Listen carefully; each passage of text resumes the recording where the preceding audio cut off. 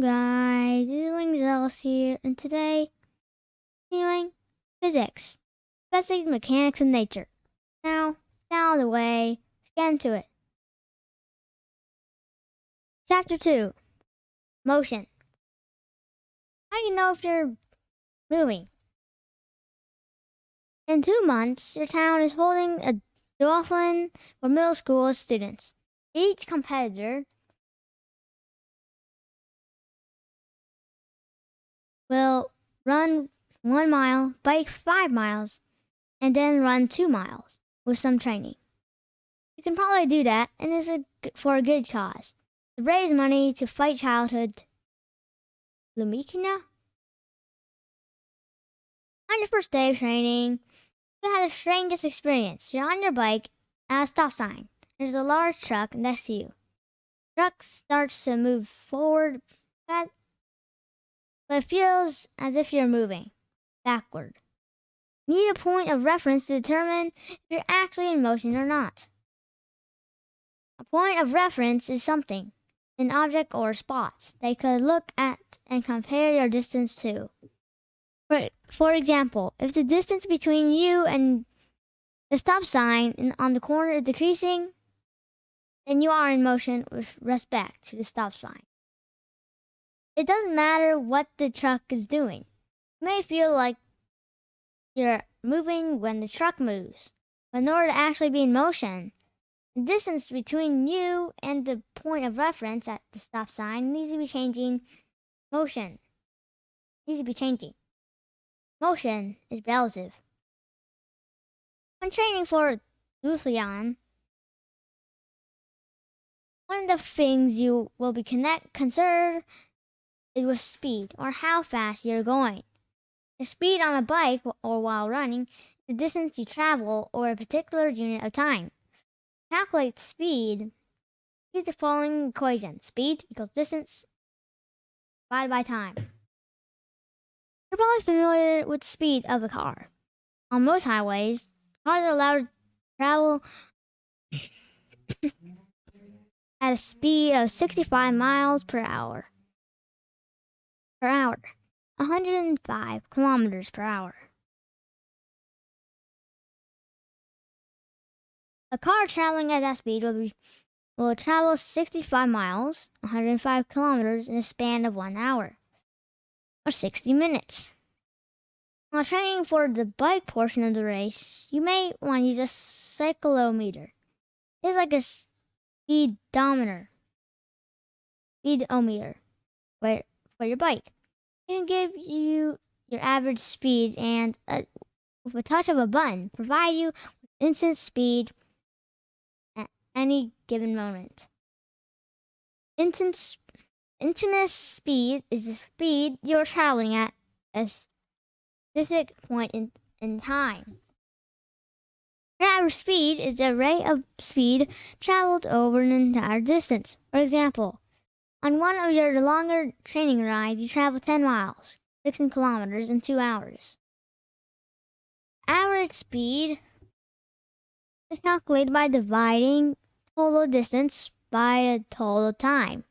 Average speed equals total distance divided by total time equals 10 miles divided by 2 hours equals 5 miles per hour.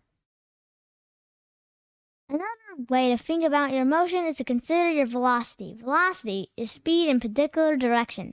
Suppose you start out on a training run traveling toward the east. You run for 20 minutes and then turn around and come straight home. Running to the west. If your pace is about 6 miles per hour, 9.65 kilometers per hour, your velocity is 6 miles per hour east on the first half of your run and 6 miles per hour west on the second half of your run.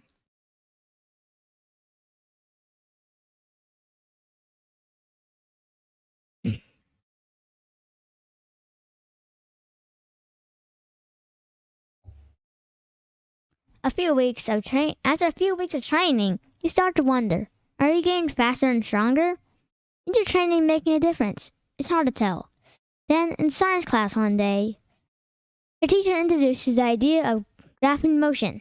This is it. You think to yourself, this is something I could use in my training. That evening, after your bike ride and your run, you sit down to think about how to apply what you learned in the class to your training. You're told that motion can be displayed on the distance versus time graph. You have your times and distances from each of your training sessions. Just setting up the graph it is not difficult.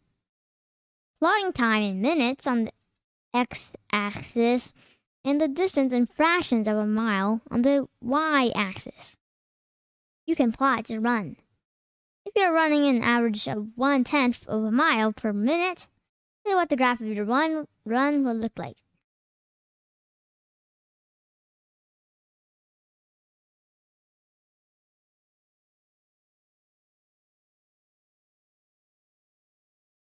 A useful thing about graphing your times like this is that you have a visual representation of your speed.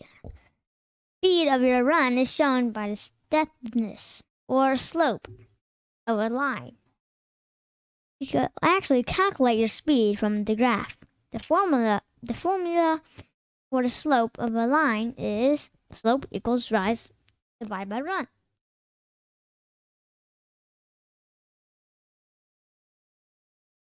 Choose 2 points on the graph. Say point 3, 3 minutes of 10, 3 minutes, 3 tenths of a mile, and point 5, 5 minutes, 5 tenths of a mile.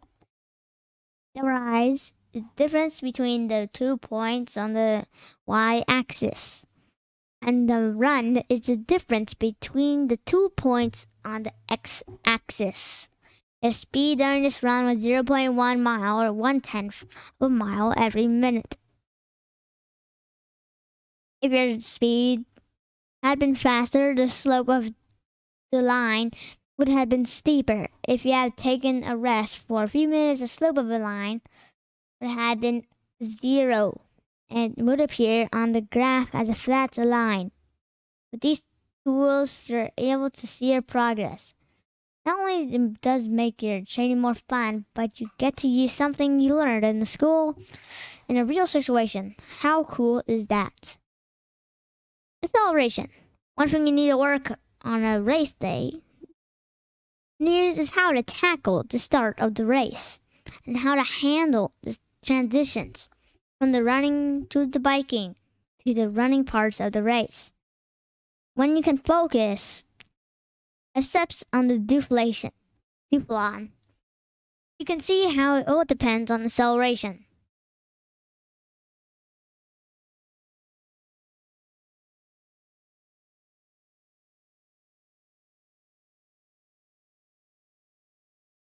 Acceleration is the rate of change of the velocity of motion.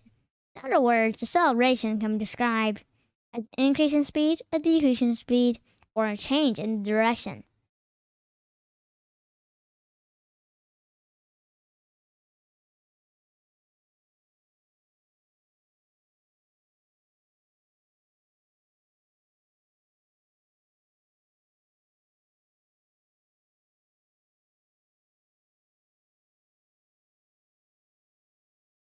Do you already have a definition of the word acceleration in mind? Technically, we hear the word acceleration used to describe something that is speeding up. Physics definition is a little different. You mount your bike on the day of the race, put your feet on the pedals, and cross the start line. Then you have accelerated. The speed increases from 0 to something more than that. As you gain speed and begin to travel at your race pace, you have accelerated again. Then you'll accelerate again as you fly down your first hill. However, the climb up the other side of the hill will slow you down. You're experiencing acceleration. This is a negative acceleration or deceleration. Velocity has changed. Now you have slowed down. You experience acceleration again. You round a corner without changing speed at all. When you move over the race course, you'll probably accelerate and decelerate many times. and the final deceleration when you stop at on the other side of the finish line. Congratulations. And that's for today, guys. Hope you guys enjoyed, and see you again very, very soon. Later.